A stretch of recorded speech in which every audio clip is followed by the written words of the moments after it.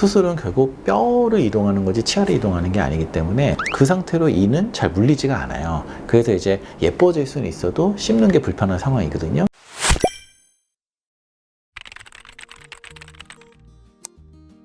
양악 수술을 하시는 분들은 뭔가 이렇게 턱이 정상적인 관계가 아닌 경우에 양악 수술을 하게 되거든요. 예를 들면 주걱턱이다 그러면은 위턱보다는 아래턱이 많이 나와 있기 때문에 얘를 집어넣기 위해서 수술을 동반하기도 하고요. 반대로 무턱인 경우에는 턱을 앞으로 빼기 위해서 수술을 하기도 하는데, 주걱턱을 이해하기 쉽게 예를 들어보자면은 주걱턱인 분들이 보통 어떻게 돼 있냐면, 주걱턱인 분들은 턱이 나와 있기 때문에 이렇게 돼 있거든요. 그러면은 치아들이 어떻게 되냐면 보상적으로 물리기 위해서 앞니는 좀 뻗쳐 있고 아랫니는 쓰러져서 이런 교합을 갖고 계신 분들이 많아요. 사람 몸이라는 게 턱이 불균형이 있으면은 치아라도 균형을 맞춰 가지고 보상적으로 좀 쓰러져 있든지 기울어져 있든지 이런 경우가 많기 때문에 이거를 정상적으로 회복을 해줘서 수술을 가야지 이제 교합도 심미적인 것도 얻을 수가 있거든요.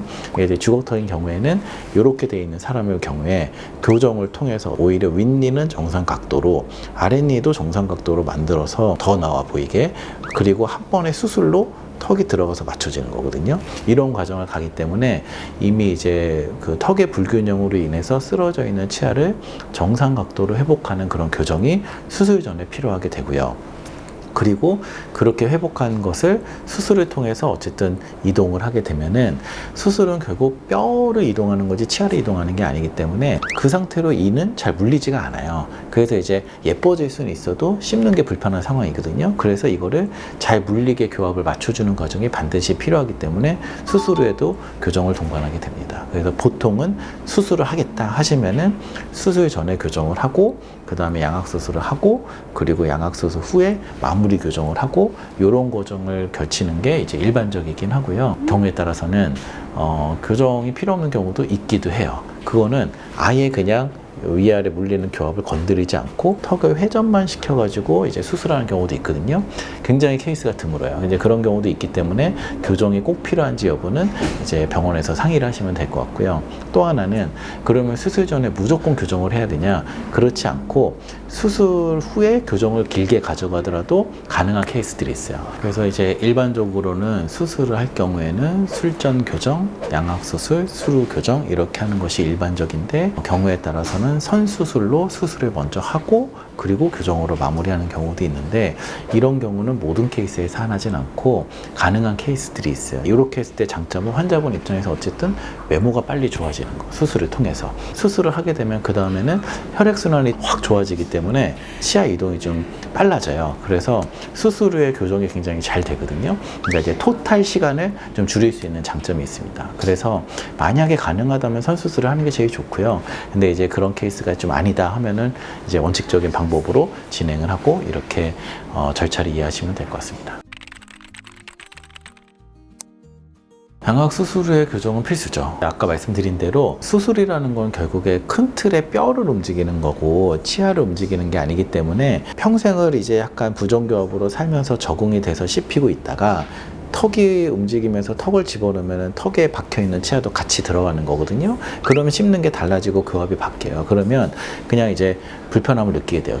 예뻐졌지만 기능적으로 잘 안 씹히는, 잘 안 물리는 이런 상황을 바로 경험해지기 때문에 이거를 개선을 꼭 해야 되거든요. 그러니까 수술하게 되면은 수루의 교정은 거의 뭐 높은 확률로 반드시 필요하다, 이렇게 이해하시면 될 것 같습니다.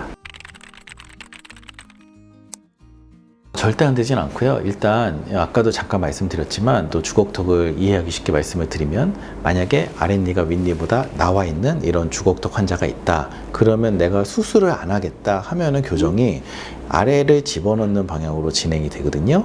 근데 내가 양악 수술을 하겠다 그러면 오히려 아까 말씀드린 대로 아래를 더 나오게 하는 방향으로 교정이 진행된 다음에 수술로 한 번에 턱이 들어가서 맞춰지는 거라서 가는 방향이 완전 반대라고 생각을 하시면 됩니다. 그래서 원칙적으로는 수술할지 말지를 결정하고 그 결정에 대해서 번복 없이 가는 게 환자분 입장에서 이제 덜 고생하시는 건데, 부득이하게 너무 고민돼서 이제 시작을 했는데 하다 보니 나는 수술을 하겠다 그러면 들어갔던 치아를 다시 나오게 하고 이런 과정을 겪으면 돼요. 다만 이게 시간이 오래 걸리고 치아 입장에서도 불필요하게 움직임이 많아지기 때문에 조금 좋을 게 없고 이런 부분이 있어서 안 좋은 것 뿐이지 불가능하진 않다. 근데 예를 들면 발치를 했다 그러면 얘기가 다릅니다. 만약에 부득이하게 아랫니를 집어넣게 해서 발치를 해서 아랫니를 집어넣게 됐는데 다시 나오고자 한다면 뺀 치아를 다시 넣을 수가 없거든요.